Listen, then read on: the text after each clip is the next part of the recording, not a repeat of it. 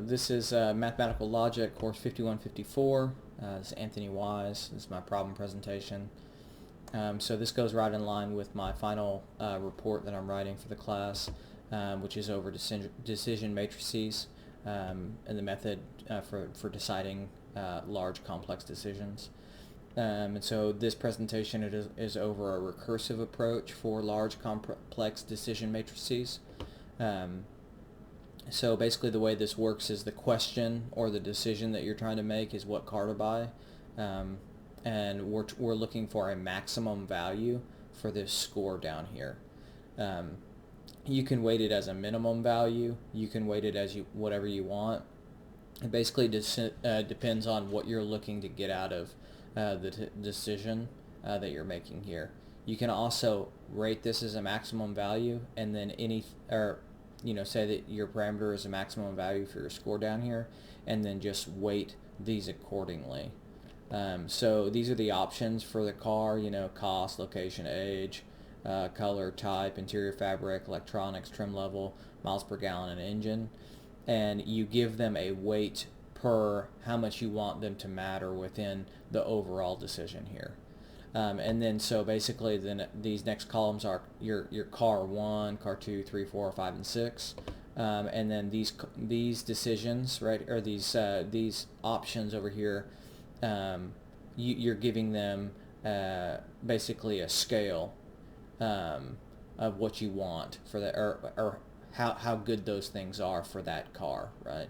And it's basically the car 2 is a little different, car 3 is a little different.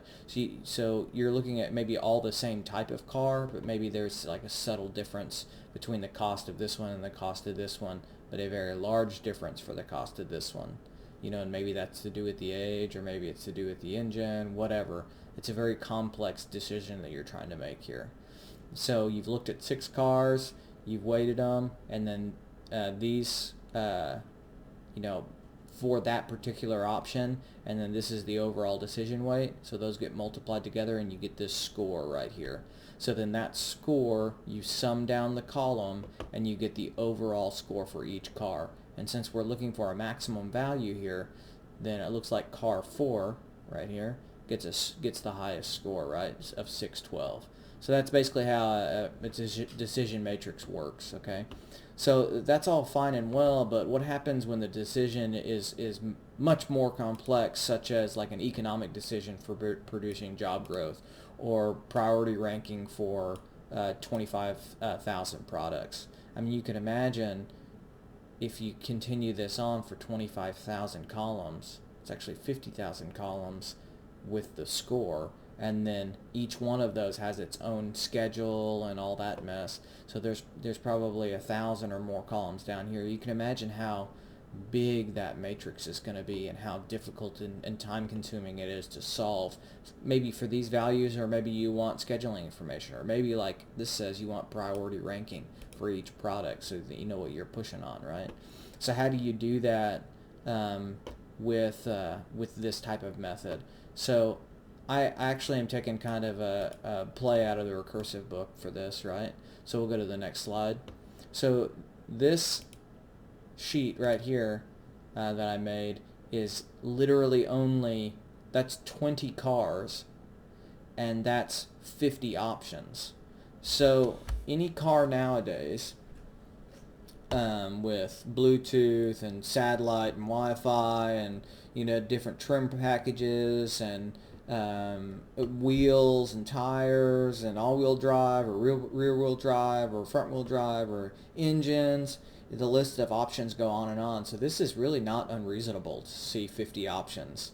I mean, just go to any major manufacturer's website and build a car and click through how many pages you have and track how many this is, and that there actually are, a large number of options.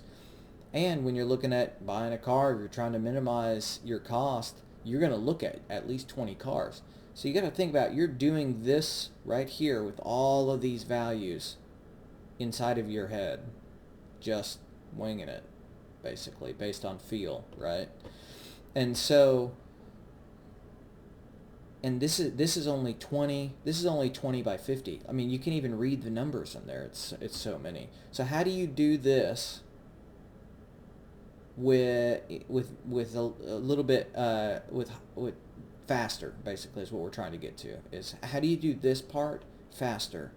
And so the way that I've looked at is you break your large matrix, large complex decision matrix, right, into equivalence classes. So an equivalence class for this is interior options, all electronics options, all exterior options. You're done. That's 3. 1, 2, 3, and you're done. So you do that, and then you score those, right? And then those sub-decisions get fed into a decision matrix, and then they are all scored together. So basically what that's saying is, when you look at the recursive approach for this, you're saying, I have this value, but I don't know what that value is. I have no idea. This is my n. But n minus 1 looks like this. And you could even go one more in, so that when you actually run this through your program or your logic, you're going n to n plus 1 to n to n minus 1 to n minus 2 to n minus 3, all the way down to whatever your optimum state is for making the decision. So that basically leads into the thing that says, how many decisions can you make up here per how many options? What's the optimum size for solving these scores in this matrix layout? What's that optimum size? So then that's your nth matrix. When you get to that matrix, then you solve that matrix, right?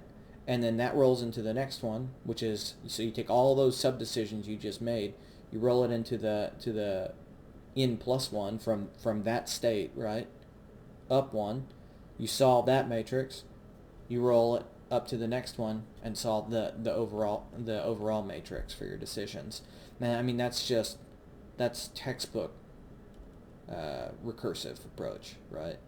And so where this gets really good is if you have a computer program that's nested like that, that's recursive, it's a recursive function, right? Then if you do that, then when in your smallest nth matrix, your optimum size, all you have to check for is, did the information from your inputs change? So we're going to say that these 3 matrices right here, they're all the same size, and they are the optimum size. That's your base, right? That's your known value. But maybe they have automatic inputs from the reports your company runs, from internet data, whatever data dump you're using to populate these matrix. You're going to have these inputs. So then all you have to do is say, did my value change for my subdecisions within this matrix? And if it's a no, then you just take your logged value and move forward. So in that case, you would go, no, nothing changed. No, nothing changed. Yes, recalculated. And then you move on. If this is 6 layers of recursion deep, right? You're like n minus 1, n minus 1, n minus 1, all the way down 6 layers deep. Then and you can say your first layer has not changed. Your second layer has not changed. Your third layer has changed. So then all you have to do is calculate the top set, and that's it. So that's something I'm going to add into my paper. I hope that makes sense. It's something that I've learned in this class. I think it makes a lot of sense for this type of decision making. If you have any comments or feedback, please note that in the discussion forum. I'll post this and the video like I normally do in my discussion forum post with my name on it. Please feel free to write me any questions or anything, so it'd be much appreciated. All right, thanks.